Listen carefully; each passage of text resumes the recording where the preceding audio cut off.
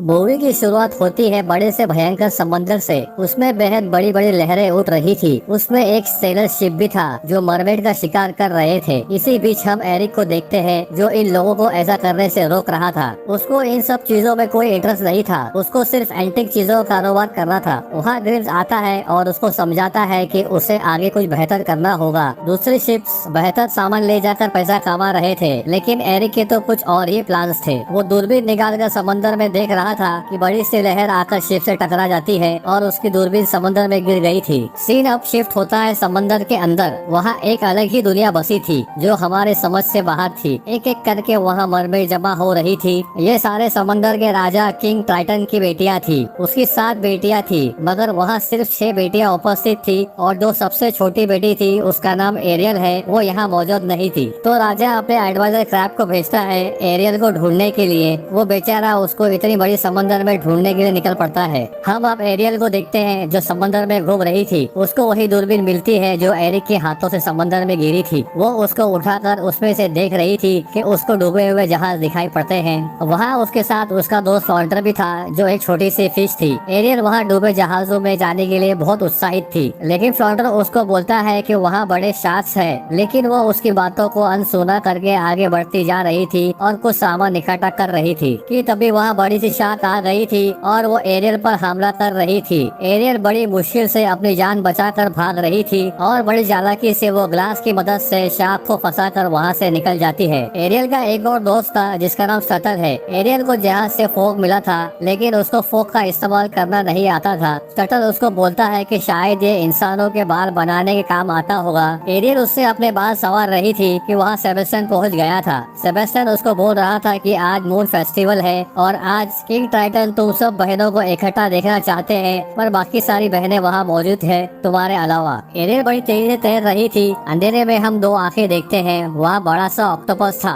एक गोले में हमें समुद्री चुड़ैल दिखती है जिसका नाम अर्सला था, जिसने एरियल पर नजर रखी हुई थी। एरियल अपने पिता के पास पहुँच गई थी और उसके पिता उससे नाराज थे क्योंकि उसको इंसानों से बहुत लगाव था। जिस पर एरियल बोल रही थी कि समंदर के बाहर की दुनिया कितनी बेहतर है, वो उन लोगों को ऊपर जाने क्यों नहीं देते। हमें अब पता चलता है कि एरियल की माँ को इंसानों ने मारा था, जिसकी वजह से अब मरमेड और इंसानों का मिलाप मुश्किल है। एरियल को भी अब ये ऑर्डर फॉलो करने होंगे। उसको अब किसी भी इंसान से जुड़ी हुई चीजों से दूर रहना होगा। एरियल वहाँ से नाराज होकर चली जाती है, लेकिन राजा को पता था कि एरियल उसकी बातों को नहीं मानेगी। इसके लिए वो सेबेस्टियन को एरियल पर नजर रखने के लिए भेज देते हैं। एरियल अपने केव में आती है। वहाँ हम देखते हैं कि एरियल ने ढेर सारे इंसानों से जुड़ी चीजों को जमा कर रखा है। वहाँ बेशुमार चीजें थी जिसको देखकर वो सोच रही थी कि इंसान समंदर के बाहर की दुनिया में कितनी बेहतरीन जिंदगी बिताते हुए। उसको समंदर के बाहर की दुनिया देखी थी। वो गाना गा रही थी कि उसको महसूस होता है कि ऊपर धमाके हो रहे हैं। वो तेजी से तैरकर बाहर आकर देखती है। वहाँ एक शिप थी, उसमें खूब सारी आतिशबाजियाँ हो रही थी। ये एरिक का शिप था जो सेलिब्रेट कर रहे थे। एरियल ये सब देखकर बहुत खुश हो रही थी। सब मिलकर डांस कर रहे थे। ग्रिम्स उसको ऐसा करने से मना कर रहा था क्योंकि वो प्रिंस था, लेकिन एरिक बड़ा सीधा बंदा था। उसमें कोई भेदभाव नहीं था। एरियल ये सारी बातें सुनकर खुश हो रही थी और सोच रही थी कि एरिक कितना अच्छा आदमी है। इसी बीच वहाँ तूफान आ गया था। बेहद जोरों से बारिश गिर रही थी और समंदर में बड़ी लहरें उठ रही थी। एरिक शिप को संभालने की कोशिश कर रहा था, पर बदकिस्मती से शिप जाकर पत्थर से टकरा गई थी। लोग शिप से बाहर गिर रहे थे और लालटेन जहाज पर गिर गई थी, जिसकी वजह से शिप में आग लग गई थी। शिप अब आग की लपेट में आ गया था। एरिक सबको शिप छोड़ने के लिए ऑर्डर देता है। लोग लाइव बोट में बैठकर वहाँ से निकल रहे थे। एरिक देखता है कि उसका डॉग वहाँ फंस गया है, लेकिन एरिक किसी तरह उसको निकालकर पानी में फेंक देता है जिससे वो लाइव बोट तक पहुँच सके। डॉग पानी में तैर रहा था कि एरिक उसकी तैरने में मदद करती है। अब डॉग लाइव बोट तक पहुँच चुका था। एरिक शिप से जंप मारने वाला था कि शिप थोड़ा पलट जाती है। एरिक अपना बैलेंस खो चुका था और शिप से टकराकर पानी में गिर गया था। एरिक उसको ढूंढ रही थी, पर वो उसको कहीं दिखाई नहीं दे रहा था। शिप भी अब बुरी तरह जलकर टूटने लगा था। एरिक समंदर की गहराई में डूबता जा रहा था, पर खुशनसीबी से एरियल वहाँ आ गई थी। वो उसको पानी से बाहर ले आई थी और उसको चेक करती है वो अब जिंदा था। उसी वक्त सेबेस्टियन और स्टटल भी वहाँ पहुँच गए थे। वो देखते हैं कि एरियल किंग के नियमों का उल्लंघन कर रही थी, लेकिन वो डिसाइड करते हैं कि ये बात किंग को कोई नहीं बताएगा। एरियल एरिक को होश में लाने की कोशिश कर रही थी। अब वो होश में भी आने लगा था, लेकिन उसी वक्त वहाँ एरिक के सैनिक भी आ गए थे। एरियल उन लोगों को आता देख वहाँ से निकल जाती है और पत्थरों के पीछे से उसको देख रही थी। हम देखते हैं अर्सला गोले में ये सब होता हुआ देख रही थी और वो इस मौके का फायदा उठाना चाहती थी, क्योंकि ऐसा करने के पीछे उसका बहुत बड़ा कारण था। सेबेस्टियन एरियल को समझाता है कि उसको इंसानों के इतना करीब नहीं जाना चाहिए, इंसान बहुत खतरनाक होते हैं। जिस पर एरियल बोलती है कि सारे इंसान बुरे नहीं होते, कुछ अच्छे भी होते हैं। अब वो बहुत खुशी महसूस कर रही थी। एरिक भी नॉर्मल हो चुका था और उसकी माँ से पूछ रहा था कि आप लोगों को वो लड़की मिली जिसने उसको बचाया था, लेकिन वो रिप्लाई करती है कि उन लोगों को ऐसी कोई लड़की नहीं मिली। एरिक अब डिसाइड करता है कि वो अब खुद ही इस लड़की को ढूंढेगा और उसको भी अब लग रहा था कहीं वो मरमिट तो नहीं। वो अब समंदर किनारे पर और शिप में घूमकर गाना गाकर उसको पुकार रहा था। समंदर के अंदर एरियल भी अब बेचैन सी रहने लगी थी। वो किसी से बात नहीं कर रही थी। उसके पिता को भी लग रहा था कि कहीं कुछ गड़बड़ जरूर है। राजा सेबेस्टियन को पूछता है कि एरियल को क्या हुआ है, जिस पर सेबेस्टियन सब बक देता है कि कैसे उसने एक लड़की की जान बचाई। राजा अब बेहद गुस्सा हो गया था। वो अब एरियल को ढूंढने लगते हैं और एरियल मिलते ही वो उस पर गुस्सा होने लगते हैं, लेकिन एरियल वही बातें दोहराती है कि सारे इंसान खतरनाक नहीं होते, जिस पर राजा भड़क गया था और वो एक एक करके सारी चीजों को बर्बाद कर रहा था जो एरियल ने जमा की थी। एरियल ऐसा होता देख बेहद दुखी हो गई थी। फिर राजा वहाँ से चला जाता है। फिर वहाँ से एक जादुई कांच आ गई थी, जिस पर अर्सला एरियल को बोल रही थी कि वो उसकी आंटी है, लेकिन सब उसको समंदरी चुड़ैल बोलते हैं। उसको सब एरियल के दिल की बातें पता है और वो उसकी हेल्प करेगी। सेबेस्टियन और फ्लॉन्टर ये सब देख रहे थे।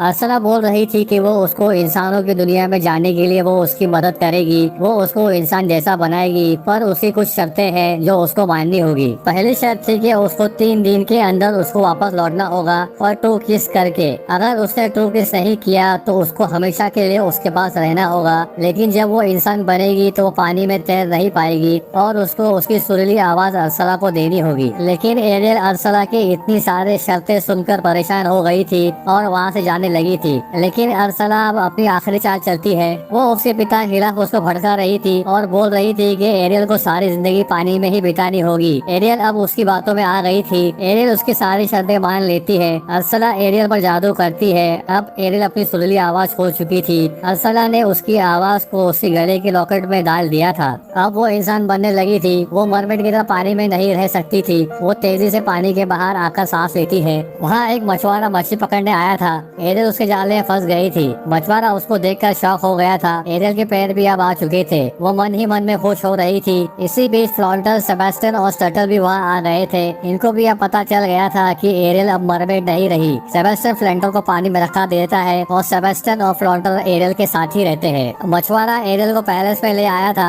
उसको देखकर सब परेशान हो गए थे कि इतने बड़े समंदर में ये जिंदा कैसे रही। इसको अब नहला धुला कर अच्छे कपड़े पहना देते हैं। वो मन ही मन में गाना गा रही थी, पर वो उसकी आवाज खो चुकी थी। एरिक भी उसको मिलने आया था। उसको लग रहा था कि ये वही लड़की है जिसने उसकी जान बचाई होगी, लेकिन एरियल को रिप्लाई नहीं कर पाती और एरिक अब वहाँ चला गया था। सेबेस्टियन एरियल को याद दिलाता है कि उसको 3 दिन खत्म होने के पहले उसको ट्रू किस करनी होगी। तो एरियल सेबेस्टियन को किस करती है। सेबेस्टियन बोलता है कि उसको एरिक को किस करना होगा, नहीं तो अर्सला तुमको हमेशा के लिए उसके पास रख लेगी। लेकिन एरियल उसकी बातों पर ध्यान नहीं दे रही थी और वहाँ से चली गई थी। इसी बीच स्टटल भी वहाँ आ गया था। एरियल अब एक बड़े से कमरे में आ गई थी जहाँ बेशुमार एंटीक चीजें रखी हुई थी जो एरिक ने समंदर से इकट्ठा की थी। एरियल को मरमेड का शोपीस दिखता है। उसी समय एरिक भी वहाँ आ गया था। वो एरियल को अपनी चीजें दिखाने लगता है। एरियल एक पत्थर को तोड़ देती है जिसमें डायमंड निकला था, जिसके बारे में एरिक को पता नहीं था। एरियल अब शंख भी बजा रही थी। एरिक एरियल को ये सारी चीजें करता देख बहुत इम्प्रेस हो गया था।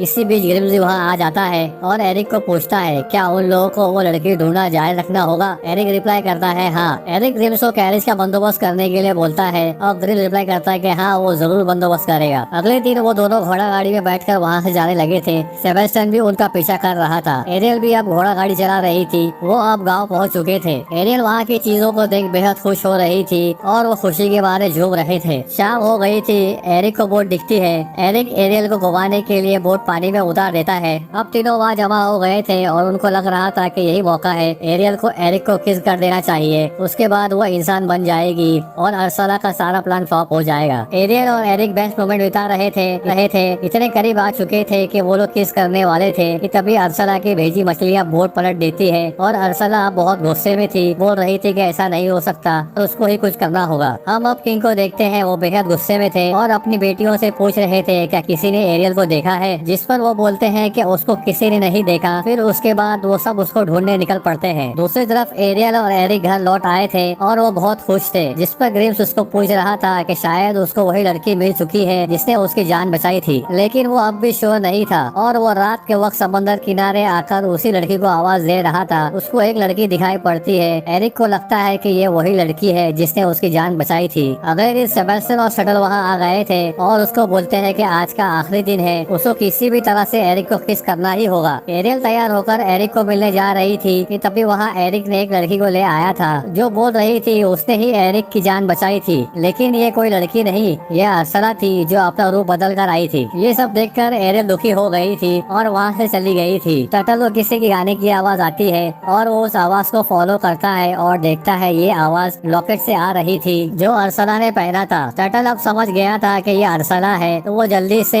एरियल के पास आकर उसको समझाता है कि उसको कुछ जल्दी करना पड़ेगा, नहीं तो वो एरिक को खो देगी। एरियल अब सब समझ चुकी थी और ये सब अब कैसल की तरफ चल पड़ते हैं। ग्रिम्स एरिक को पूछता है कि क्या ये वही लड़की है जिससे तुम प्यार करते हो? कल तक तो वो दूसरी लड़की के साथ खुश था, जिसमें एरिक रिप्लाई करता है कि उसको भी कुछ समझ नहीं आ रहा है और इसी दिन इन लोगों की एंगेजमेंट भी थी। टर्टल और एरिक का डॉग उस लड़की पर हमला कर देते हैं। एरियल भी वहाँ आ गई थी और अरसला से लड़ रही थी। वो अरसला के गले का लॉकेट तोड़ देती है, जिसके अंदर से निकलने वाली आवाज अब एरियल के गले में जा चुकी थी। एरियल अब बोल रही थी कि उसी ने एरिक की जान बचाई थी। अरसला अब अपने असली रूप में आने लगी थी। इसी बीच 3 दिन की शर्त खत्म हो गई थी और एरियल अब मरमेड बनने लगी थी क्योंकि इसने अब तक ट्रू किस नहीं किया था। अरसला अपने साथ एरियल को पानी में लेकर कूद गई थी। वहाँ किंग ट्राइडेंट भी आ गए थे, लेकिन अरसला बोलती है कि एरियल ने उसके साथ डील की है जिसको कभी तोड़ा नहीं जा सकता। एरियल अब उसकी हुई, लेकिन किंग ट्राइडेंट अपनी बेटी को बचाने के लिए अपनी जानी कुर्बानी दे देते हैं और साथ में जो उनके पास मैजिक था वो भी अरसला को दे देते हैं। ये उसका प्लान था कि वो राजा को मारकर पूरे समंदर पर राज कर सके। राजा अब मर चुका था। एरिक भी वहाँ आ गया था। अरसला अब अपने असल रूप में आ गई थी। वो बहुत ही बड़े जायंट ऑक्टोपस बन चुकी थी जिसके बहुत बड़े बड़े हाथ थे। एरिक एक बड़े से शिप पर लटका हुआ था। एरियल भी उसको बचाने की कोशिश कर रही थी। अरसला एरिक को मारने की कोशिश कर रही थी। एरियल भी अब शिप पर आ गई थी और किसी तरह वो शिप के हैंडल के पास पहुंच चुकी थी और उस शिप को अरसला की तरफ मोड़ देती है क्योंकि उस शिप के सामने वाले हिस्से पर बेहद पॉइंटेड चीज लगी हुई थी। वो अरसला के सीने में घुस जाती है और वहीं अरसला का मैजिक खत्म होने लगता है। अब वो नॉर्मल बन रही थी। अब किंग जिंदा हो चुके थे और वो एरियल से बेहद खुश थे क्योंकि उसने ही उनकी जान बचाई थी। एरिक किनारे पर आ गया था और रानी को बोल रहा था कि उसको एरियल को बचाने जाना होगा, लेकिन रानी उसको रोक रही थी और किनारे पर एरियल की ड्रेस भी तीरती हुई आ रही थी। एरिक उसकी ड्रेस को देखकर दुखी हो गया था। राजा सेबेस्टियन को पूछते हैं क्या उन्होंने कुछ गलत किया है जो उसकी बेटी अब खुश नहीं रहती, जिस पर सेबेस्टियन बोलता है कि उसकी खुशी इंसान बनने में है, जिस पर राजा एक बार फिर एरियल को इंसान बना देते हैं। एरिक एरियल का समंदर किनारे पर इंतजार ही कर रहा था कि एरियल वहां पहुंच जाती है। एरियल उसको देख बेहद खुश हो गया था। अब इनकी शादी हो गई थी। ये लोग दुनिया घूमने जाने वाले थे। वो लोग सबसे मिलकर वो अपने पिता से भी मिलने जाती है। वो अपनी सोच पर शर्मिंदा थे कि सारे इंसान अच्छे नहीं होते, पर वो अब इंसानों से खुश थे और फैसला लेते हैं कि इंसान और मरमेड अब साथ में रहेंगे और वो दोनों अपने सफर पर निकल पड़ते हैं और यही इस मूवी का दी एंड हो जाता है।